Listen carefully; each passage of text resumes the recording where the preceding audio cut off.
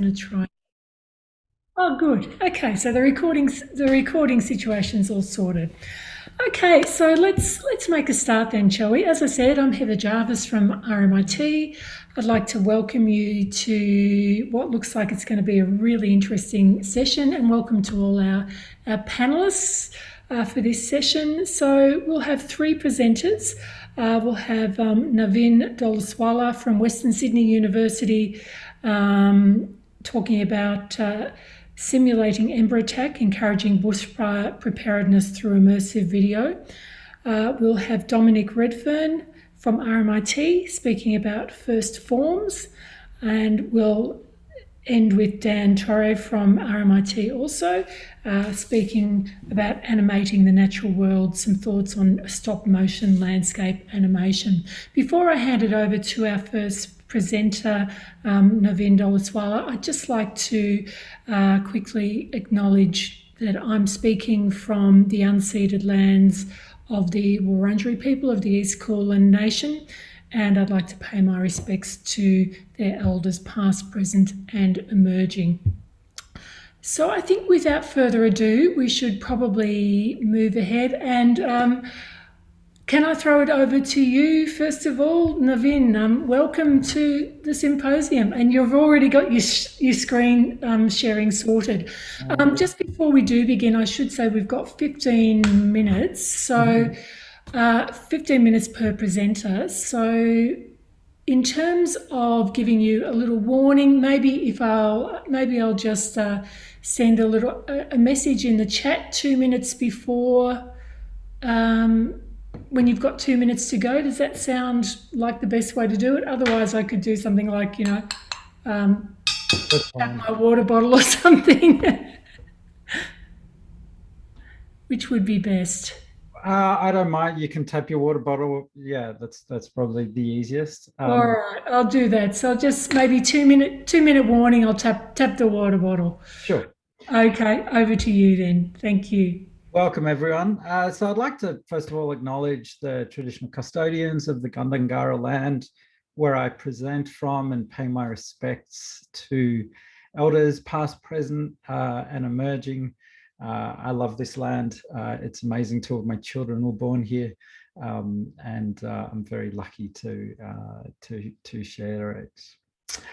So I wanted to introduce some work in progress that I've been developing with a member of the New South Wales Rural Fire Service.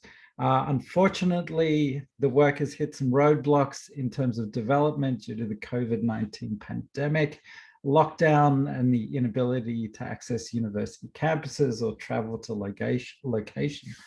However, it goes ahead, and these are seemingly constraints that we need to live with at the moment and potentially build into our futures. The footage capture is also additionally subject to a number of environmental constraints, and there are a number of factors like temperature, wind, the moon, rain, that all play a really significant factor, and so we need a whole lot of things to be going our way. So to complete the simulation, I've experimented with a number of solvents and fuels. We're both fire performers, developed hardware cages, protective housing for the camera equipment, and experimented with 360 video capture and deep convolutional neural network programming.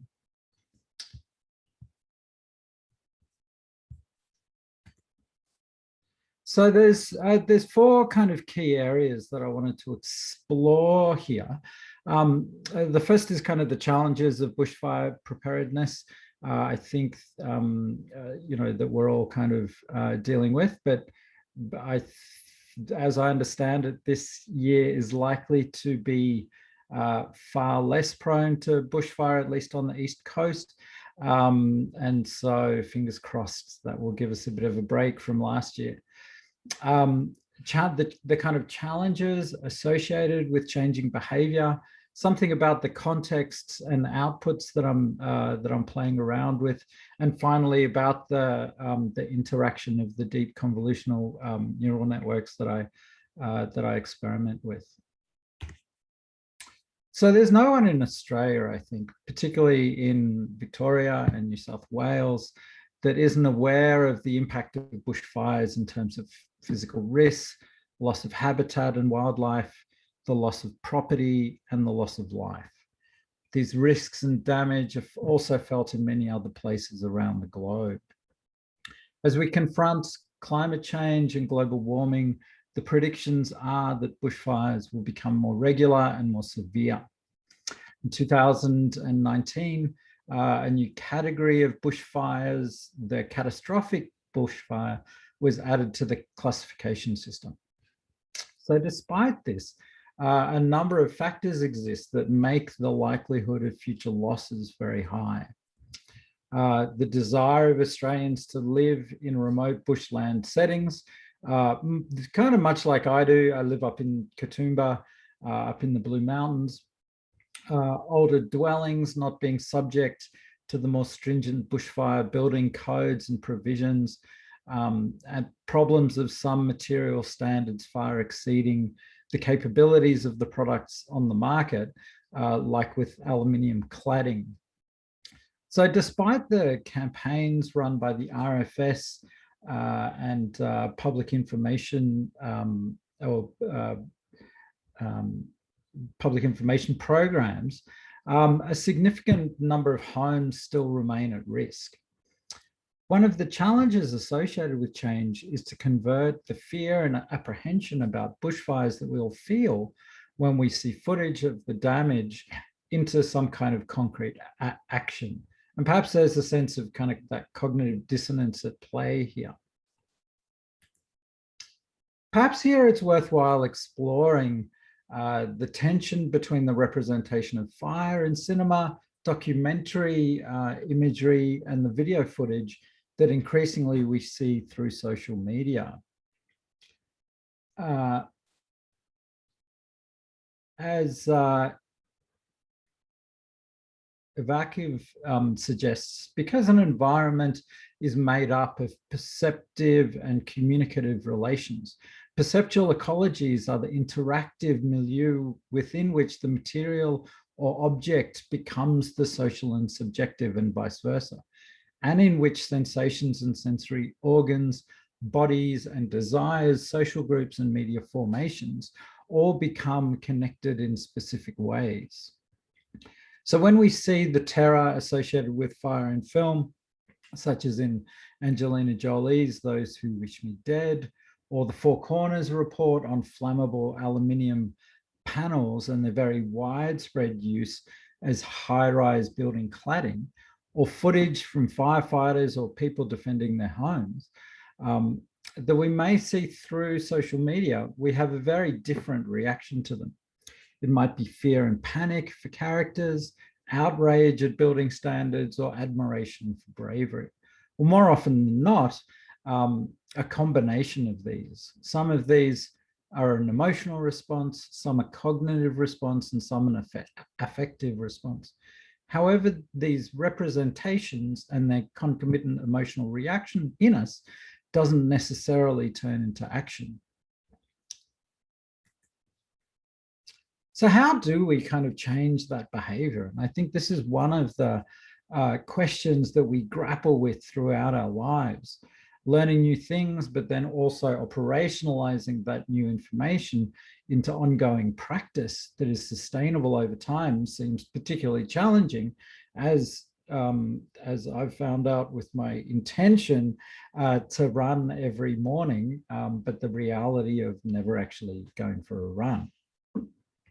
So this kind of operates at a personal level, at an institutional level, and a policy level.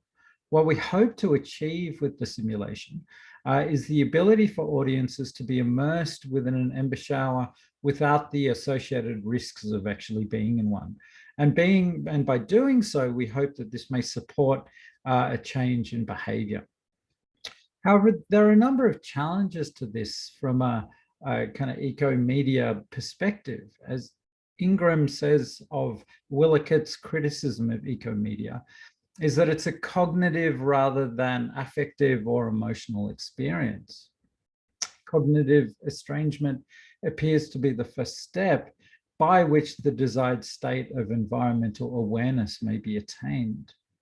As Ingram further suggests, assumptions about spectatorship are crucial to the cognitive effects that Wilcott and MacDonald impute to eco-films. The predisposition of the viewer is a vital determinant of his or her responses. And Tan also argues that cognitive and affective learning from films is possible if the viewer is sufficiently predisposed.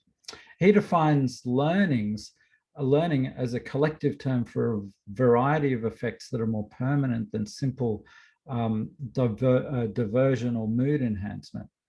Learning can include the acquisition of new behavior and new insights, as well as the reverse effect of reinforcing existing knowledge.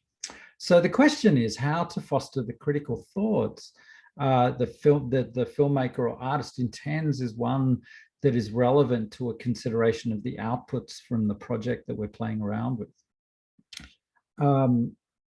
So there are two intended outputs. However, the context matter is also very significant here. One of them is presenting 360 panoramic video scenes of a simulated embouchure within a head-mounted display, which has been modified using the Deep Dream algorithm. The presentation of panoramic video using a head-mounted display equipped with head tracking, so panoramic VR, allows the individual's actions, specifically head movements, to change the viewpoint in the video in a naturalistic manner. This congruence between the visual and bodily motion allows participants to experience the simulation in a fully immersive way, which would be impossible to achieve using a standard computer display or conventional CGI VR. So the second output is the installation within an inflatable dome through collaboration with colleagues at the School of Science, and in particular the astronomy unit. However, the context matters here also, as I said before. Given that we exist in a broader environment and a media environment that's so oversaturated with moving image, I feel the best way to show the work would be one that adopts both of these immersive elements, but within the context of bushfires. So some intended locations, possibly during the bushfire conferences that are held annually in bushfire-prone areas, and or at an art exhibition like the one held at the Blue Mountains Cultural Centre following the bushfires at the beginning of the year. The broader context, I think, is really important, beyond perhaps the broader reach that may be achieved through purely online hosting. However, the risk that you are, of course, preaching to the converted is also very present. At one level, the people most likely to attend the public elements of the bushfire conference may be those with the best prepared properties. So some form of evaluation will also be implemented to better understand both the differences in emotional, cognitive, and affective reactions between the two presentations, and also whether the context comes across in terms of the online hosted / shared via social media representations. And there'll be a significant difference between the head-mounted display and being within the dome. So having the ability for audiences to experience both in the same setting will be really, really critical. So the deep convolutional neural network algorithm application that I'm using with the embouchure footage is modified by a restricted guide image set representing flames and smoke. So the algorithm works by clamping the activity of nodes at a user-defined layer in the convolutional neural network, and then inverting the information flow so that an input image is changed until the network settles into a stable state. So this means changing the image rather than changing the network in order to match the feature of the image with what's represented in the target layer. So the resulting image is shaped by what the network expects to see.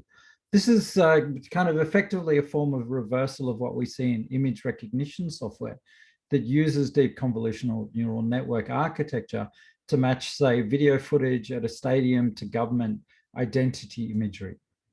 So more precisely, the algorithm modifies the original Embouchure images to reflect the categorical features learned by the network with the nature of the modification, depending on which layer of the network is clamped. So if I use a low to kind of moderate level of detail to restrict the strength of the transformation. And in this way, I have a non-predictable transformation that's subject to some control, but also emergent. So at the lower levels, it's more attuned to point, line, and curve dimensions rather than complete objects. But there are some complications here, also in terms of the representation of planes, as they're very complex, ephemeral, and within a relatively limited color palette, can look like a great many things. This exploration of flames through deep convolutional neural networks is where a lot of my interest in creative exploration sits. Some of the prior work that I did using 360 video capture was hampered by overexposure and limited exposure control on the 360 equipment and a lack of image capture detail. However, in this project, this is not so much of an issue as the Embouchure capture is 360 and the guide images are a combination of super slow video and stills capture. So finally, this project has been supported by the Digital Humanities Research Initiative at the School of Humanities and Communication Arts at Western Sydney University. Thank you so much for listening. Thank you so much, Naveen. That was really, really fascinating. And I'm sure there'll be lots of questions. I can imagine you sitting there in the Blue Mountains working on this. That's a whole interesting concept in itself. But I think we should probably move on and have questions at the end. So let's move on now to Dominic Redfern, who's going to present first forms to us. Welcome, Dominic.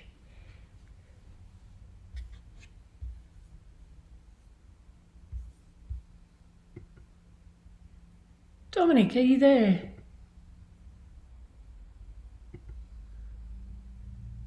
It's not looking like it.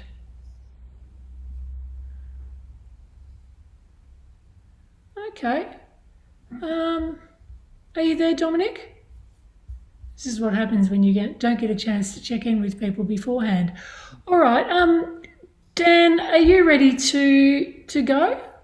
Heather, I think Dominic might be in the other group, and I'll try and pull him into the session. Okay. But perhaps he can present third instead of second for sake of time. What do you think, Dan? Would you be happy to maybe go next? Yeah, sure. Let me just share my screen. Should I go ahead and start now? I think so, just so we've got plenty of time at the end to, for questions, because I'm sure there'll be quite a lot. Yeah. Thanks.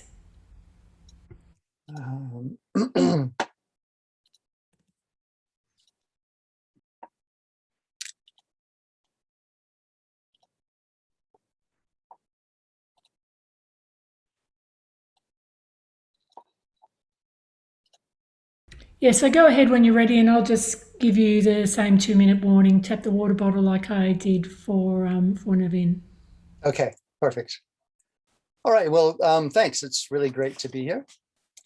So in this paper, I will consider a bit about how animation might be used to help reconnect us to the natural world. And so I'll firstly consider how cognitive processes are a bit analogous to the process of animation. And then I'll focus on the practice of physically animating natural real-world spaces through the use of landscape or environmental stop-motion animation. So I've written several books on animation and on the natural world, particularly about plants. I'm currently writing another book on animation, which seeks to bridge the space between my two seemingly divergent key interests of animation and the natural world. And although this paper doesn't explicitly discuss the contents of my forthcoming book, it does draw upon some earlier writings in order to highlight some of the fundamental concepts that form a portion of my present work. So I'll go ahead and briefly discuss the the ideas around cognitive animation and environmental or landscape animation. So animation is a very diverse and rather complex form. You know, in terms of aesthetics, animation can encompass a huge range of styles. It can be made to look exactly like live action, or it can express entirely abstract imagery. There are also innumerable techniques that one can employ to make animation, from paper cutouts and drawn animation to stop motion and 3D digital animation. There are also countless forms that it can take, from feature films to video games to projection mapping and even robotics, which I believe represent a rather tangible expression of the animated form. However, there is one key aspect in particular that I argue binds virtually all animation together, and that is that there is necessarily a separate consideration of image and a separate consideration of movement in the making of animation. Animation nearly always involves applying movement to something, and it also requires the animator to think about that movement as distinct from the form or image. And this is most obvious when we use motion capture. We capture motion from an external source, usually a human actor, and then we apply that movement to an independently constructed character in an animated, to create an animated character. Similarly, the animator will apply external movement, usually from their hands or through a device, to a stop motion puppet or a 3D digital model to make it move. And even in the case of exclusively drawn animation, in which the animator will more or less encode each new drawing with a sense of motion rather than overtly add to it, one could argue that they will always have at least an awareness of the separate movement that they are applying to a drawn form. And an important link that I like to make in regards to animation is that this process of applying movement to a form is analogous to how the human brain works. Our brain, our visual spatial working memory system, routinely deals separately with movement and with images. So when we view the world, our brain doesn't just record events and store them as little video movies in our head. What it does is it separately stores movement and it separately stores images in two different systems. And then when we recall or remember an event, our brain essentially reanimates these. That is, it brings the stored movement and the stored imagery back together to play for us in our mind's eye. And each time that we do this, we can think of it as a newly animated thought event. But importantly, our minds can also apply different sources of movement to different images. Suppose, for example, that you were to observe someone that you had never seen before sitting at a bus stop. And then suppose you were to have a dream a few nights later in which that person appeared. However, in your dream, rather than observing that person seated, he or she might be walking around, gesturing wildly, and even speaking. Now, obviously, the image of that person in your dream would have been recalled from that real life moment at the bus stop. But we might ask, where did their movements come from in your dream? Well, it could have been from any number of sources, perhaps from movement that you had cognitively motion captured previously, perhaps of an observation of your closest friend, or maybe from some other random person that you saw walking down the street. But the movement would have come from another separate source, or perhaps several separate sources. And this is one of the great strengths of our visual cognitive abilities, the ability to recombine together separate movements and separate images. And I would argue that this is one of the things that allows us as humans to be so creative. And similarly, the real strength of animation derives from its capacity to amalgamate separate movements and separate images in new and intriguing ways. You know, think about the movement of a feather gently floating in the breeze. Now, that in itself may not seem that extraordinary, but when that same gentle floating movement is applied to, say, an enormous rock or a house, then something really new and amazing can transpire.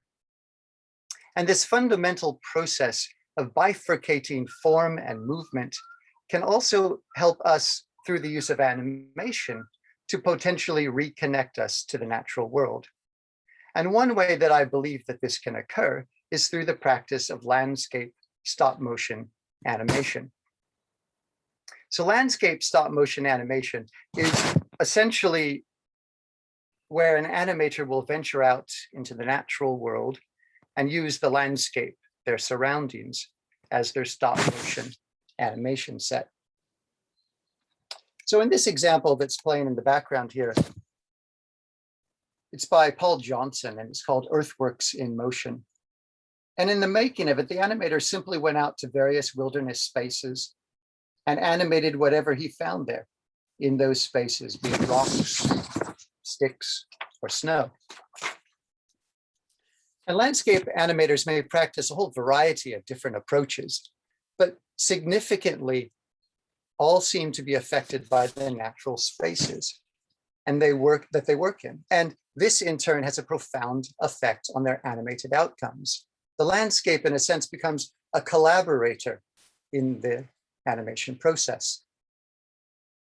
And given our cognitive animation abilities, which I just previously spoke about, we are all well equipped to be able to enter into an unfamiliar space, a found space, and imagine inanimate things moving and coming alive. We can look at a pile of leaves or rocks and imagine them moving in both conventional and unexpected ways, and also in extraordinary ways. For example, those not tethered to the laws of physics. We can also divine prior movements, that is, speculate as to how objects got to where they are, and also anticipate future movements that might naturally occur. I find that landscape animation is not only a very compelling approach to animation, but I have found that it's also a very accessible approach, particularly for those who are new to animation. And so in some of the introductory animation courses that I've taught, this is one of the first exercises that we do. We'll all go out down to the local beach or park and explore the technique. And then some students will take this and trek out on their own into surrounding areas and make more substantial landscape animated films. There's also something very therapeutic about this process. To be able to work in nature and to work with nature and to let the spaces speak to you and in turn help direct your animated efforts. And of course, it's also a great way to get students to take a break from the computer screen and get some fresh air.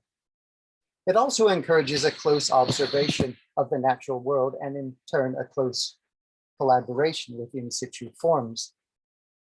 But I think we can also consider how landscape animation can go beyond the more obvious ideas of exploring found objects and found spaces and use it to explore the more conceptual idea of found movement.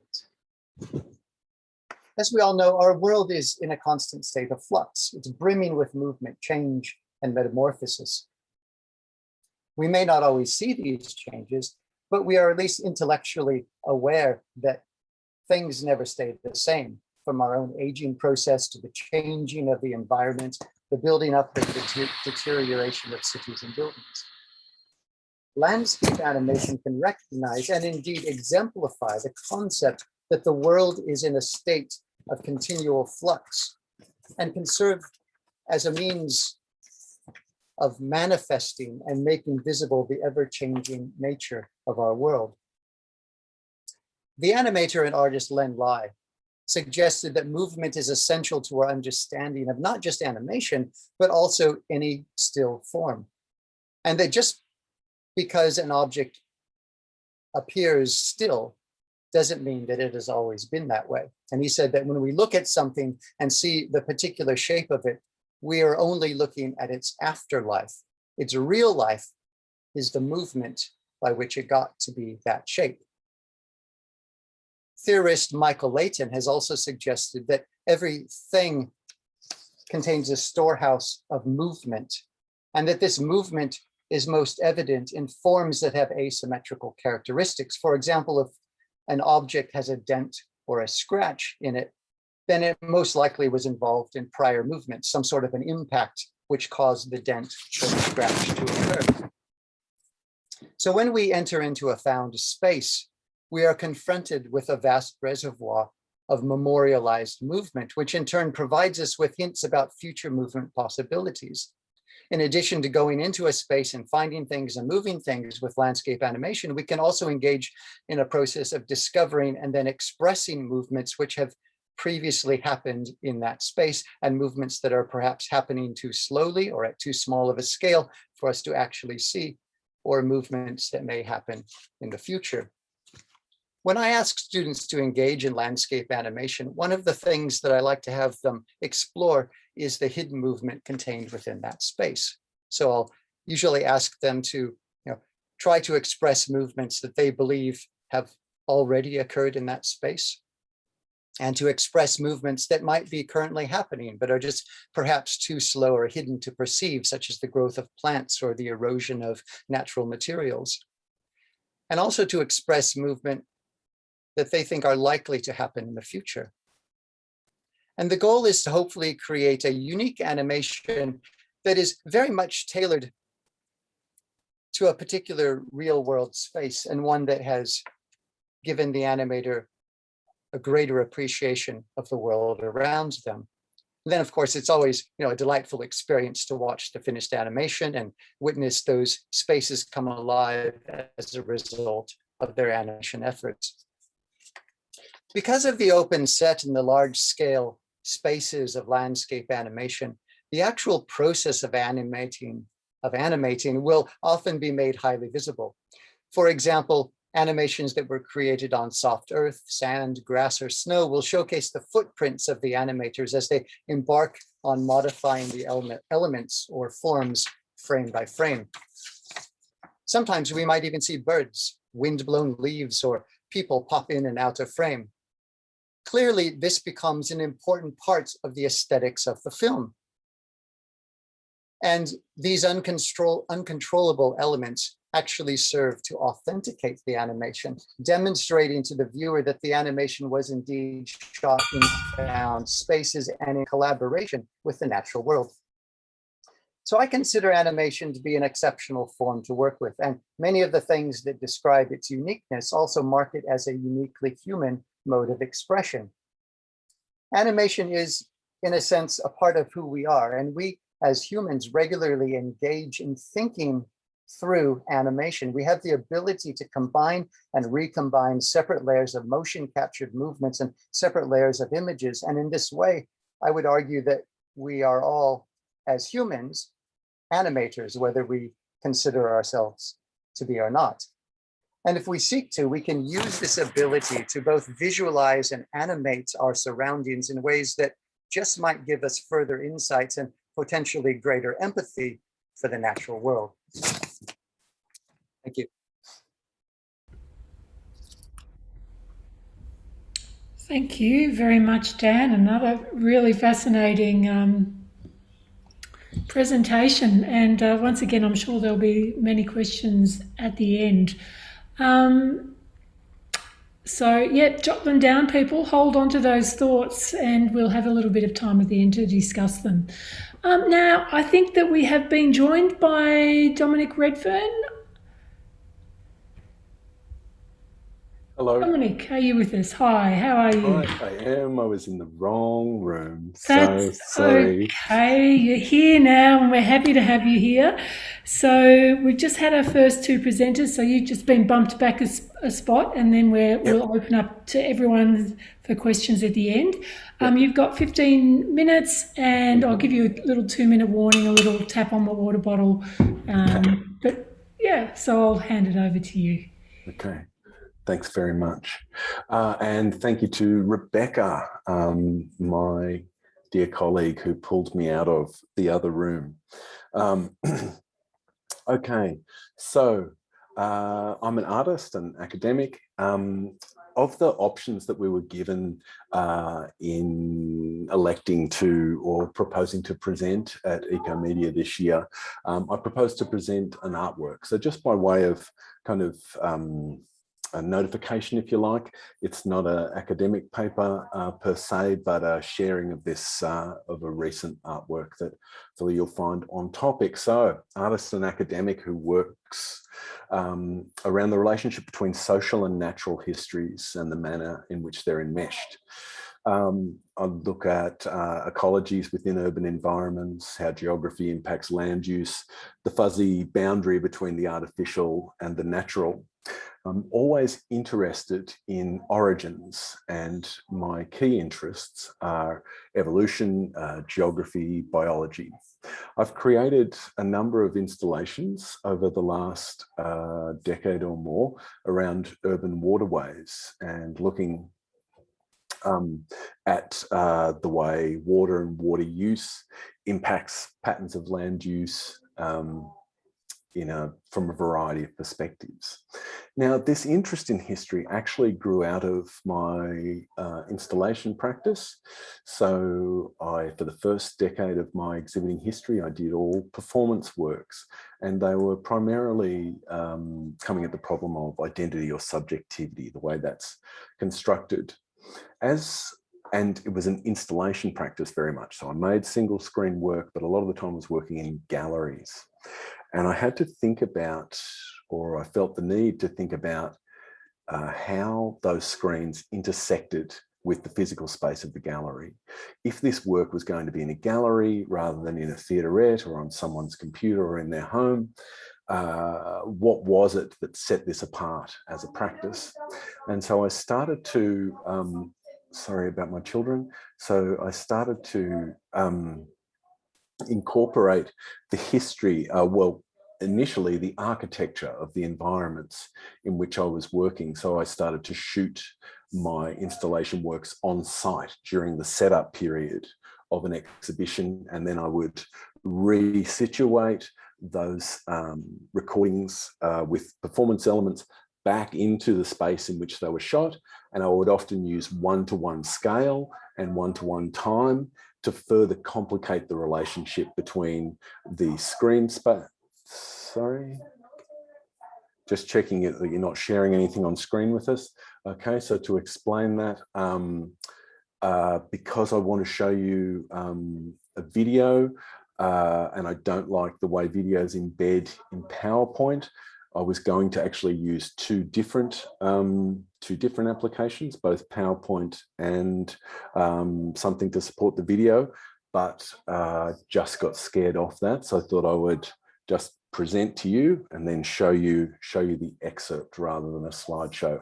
I hope that's okay with everyone. It's just a little bit of a COVID compromise. Okay, Heather, is it? Yep. Oh, yeah, I just typed in all good. I just wanted to make sure, because you'd come in a rush, that, Yeah. No. Sorry, I didn't mean to interrupt you like that. Sorry. That's okay. Yeah. That was the decision I took. All good. Perfect. Great. Hopefully that's okay. Yeah, all right. absolutely. So that interest in, and so then I shared the architectural space, and that grew to start to think about context in an expanded way. So I started to use the architectural context to complicate the relationship between screen space and physical space. And then I actually started to research the history of the places in which I was showing. And that eventually transformed into a practice really entirely dealing with the way that history was physically evident in the environment, and waterways were often a good way to do that. So this interest in history actually grew out of my installation practice, but it's always been part of my teaching as well. I've always taught a lot of context, the history to ideas as I introduce them. And so I heard it said by his name slipped from my mind. Anyway, it'll have to go unattributed. Gosh, it's just slipped from my mind. But anyway, scientists saying there's two big problems, and that's the origins of life and the origins of consciousness. And so they're big history problems. When and how did these things arise? So when the call from Experimenta came out for their Life Forms Triennale, I proposed a work on the origins of life. This work was on cyanobacteria. So cyanobacteria, we all know cyanobacteria. If you put a glass of water on the shelf in the sun in your kitchen, you can grow some all on your own. That what gets called blue-green algae, which sometimes sucks all the oxygen out of waterways, that's cyanobacteria.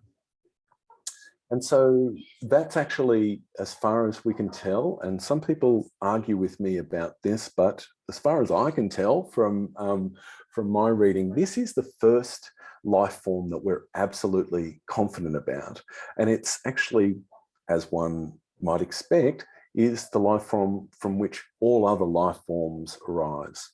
It's a single cell algae that actually created the conditions for complex life to arise on Earth 800 million years ago. So the Earth's been around for about 4.5 billion years, and cyanobacteria arose somewhere 3.5 to 4 billion years ago. So really pretty early on in the history of the planet, especially when we think about it in the context of more complex life forms that emerge after the Cambrian explosion.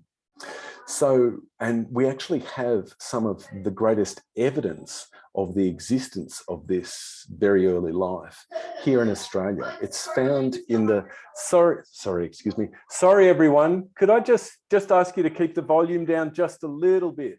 Just a little bit, thanks. Okay, so when left to their own devices, cyanobacteria actually create structures called stromatolites or thrombolites. And these look like strange rocks, or they can look a little bit like the stone egg that monkey hatched out of all those years ago for those who had a childhood in the 80s. So they're the first life form that we know on Earth. And what they did was invent photosynthesis.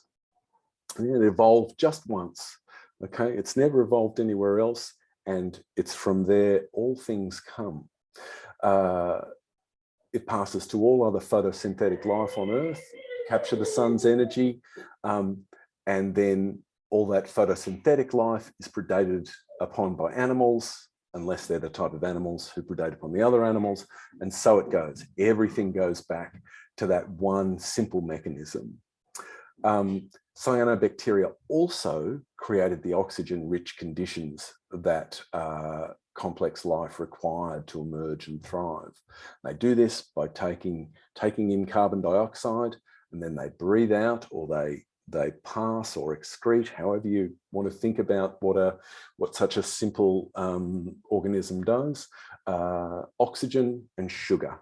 Okay, so oxygen, well, it's in the air, we breathe it. The sugar, that's actually all of the evidence of the billions of years of them creating those sugars is now what shale oil is.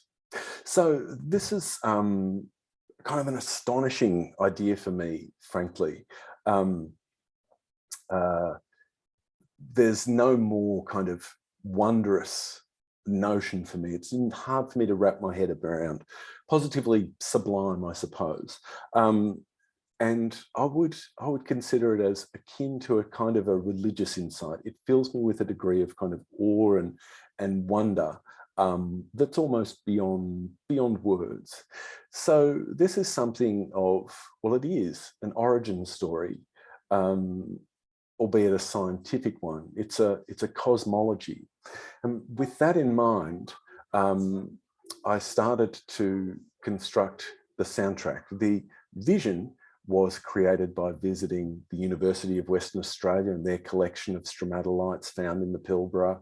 Also, the Western Australian Department of Mines, the finest collection of stromatolites in the world, which are these, what cyanobacteria left to their own devices create, much like coral, if you like, or they're the easiest thing to relate them to. The cyanobacteria wants to get closer to the sun, takes in water, and it lays down micromillimeter by micromillimeter at a time, builds up these structures, moving closer and closer to the sun, striving to get closer to the sun. They grow about 1 millimeter every century, and the Earth used to be covered in them. Indeed, that was what there was. So I went and found those and recorded those in Western Australia, both as specimens at the University of WA and at the Department of Mines, and then also in the field at Lake Thetis and up at Shark Bay. Then there came the issue of the sound. Now, I really wanted to tell the actual story of stromatolites.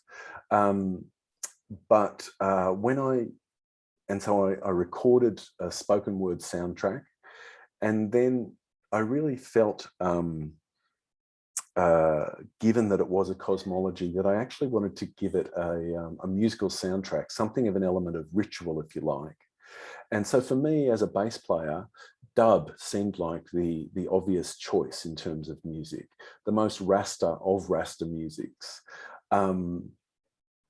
And also when I had this idea of something fundamental, something basic, something at the very bottom, I thought of bass music, and again, dub. It just seemed to me that that was in a work that talked of my own cosmology. I won't describe it as a spiritual belief necessarily, though some might describe science as yet another religion amongst many, that this seemed like an appropriate gesture.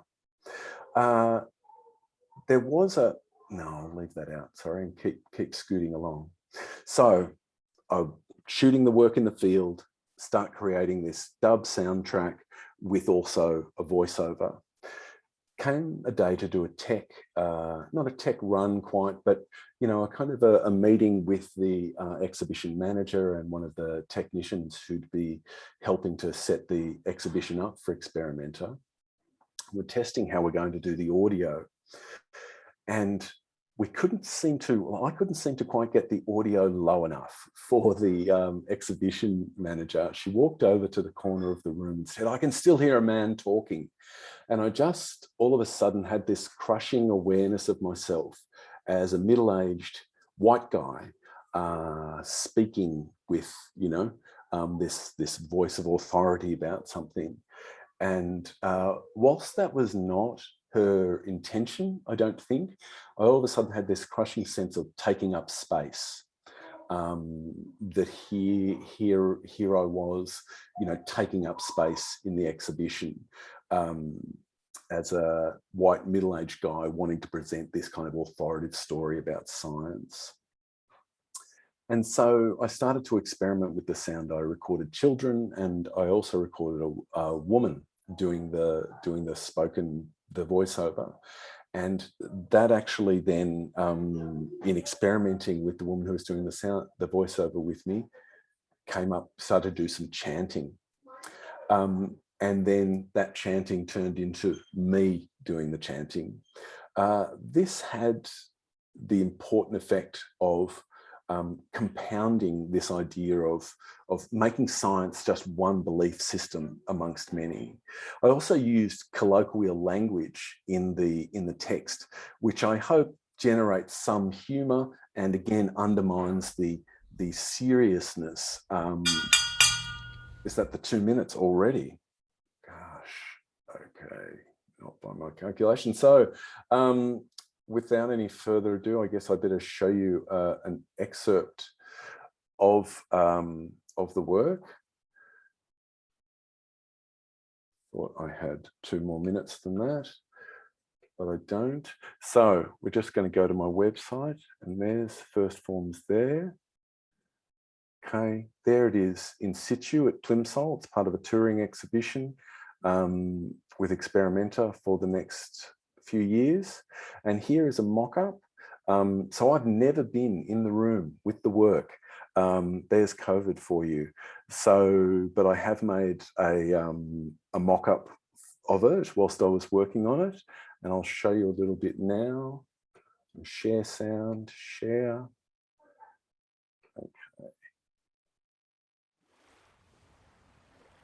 hope that is working.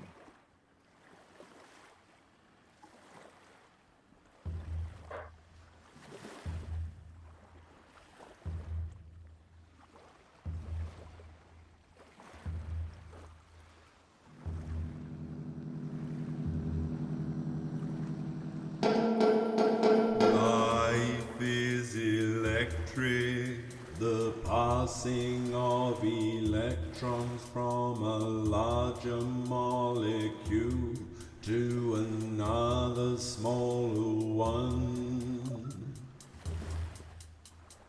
Breathe in oxygen, out comes carbon dioxide and water. And so it goes around.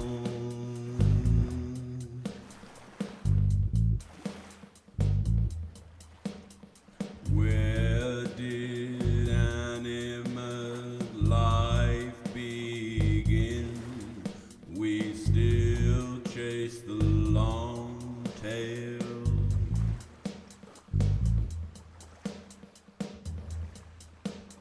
Darwin wrote to a friend, but if, and oh what a big if, we could conceive in some warm little pond with. Okay, so I would imagine that is time. A little flustered at the end there. I didn't quite get to my last remark, but hopefully you've got a sense of things. Thanks very much. Thank you very much, Dominic. That was really interesting. I'm sorry for interrupting you midstream earlier. I just hated the thought that maybe you thought you had something on screen and you didn't. It wasn't about the fact that you didn't have anything on screen. So, yeah. Okay, we've got 6 minutes left. So let's open it up to some questions on whichever presentation you'd like to ask about. Do we have any questions for anyone?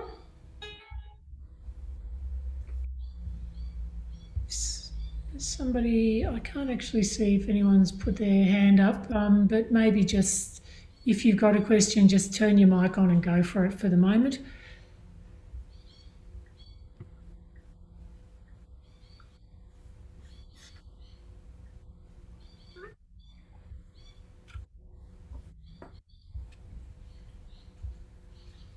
Anyone? Can I ask a quick question, or is someone else before me? But I mind. No, go for it, Max. Well, thanks for a great panel. I really thought there was some interesting dynamics in just like when Dominic presented the installation, and also Nevin was talking about presenting his work as an immersive installation. And so I think that is really great. We can see how 360 video or art installation, there's some really interesting similarities. And then, of course, dealing with that also then something that Dan talked about is the way that we engage with these environments, and that whole crossover between the cognitive experience and also the emotional attachment to these environments.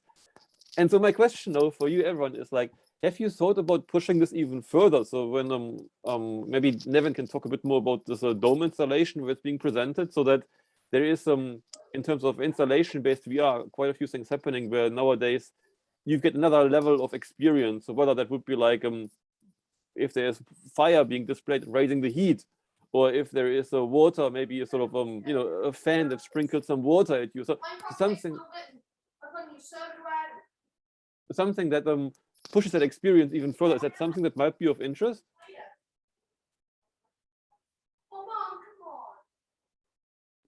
Yeah, it absolutely is. I mean, I guess that's one of those things of trying to create as an immersive experience as possible.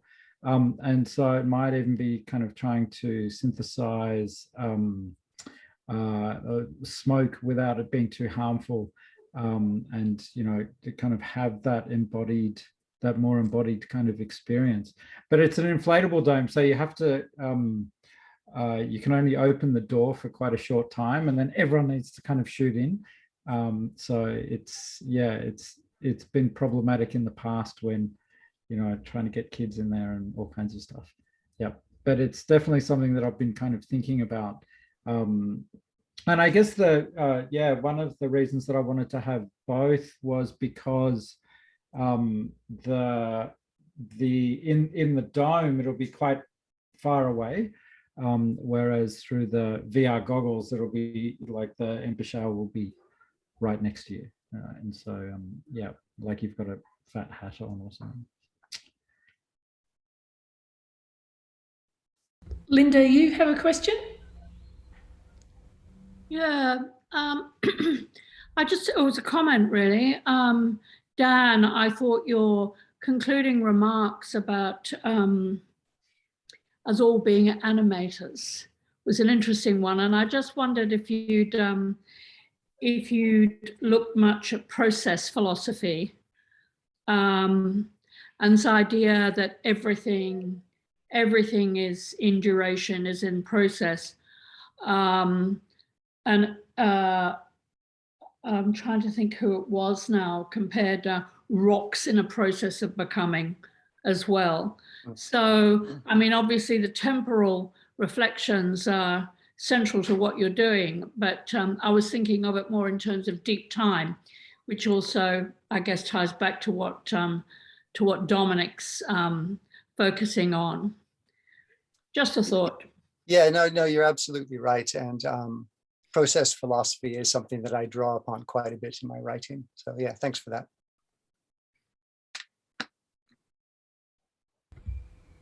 So I think we've got maybe another minute. I'm not really sure whether they're going to close down the rooms automatically for our lunch break or not. Did anyone else have anything they wanted to add before we finish up?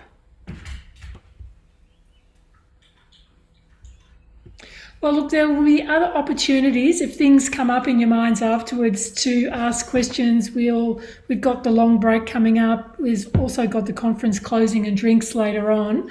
So a big thank you to our three presenters, Navin, Dominic and Dan, for some really interesting presentations. Thank you so much for sharing them with us today.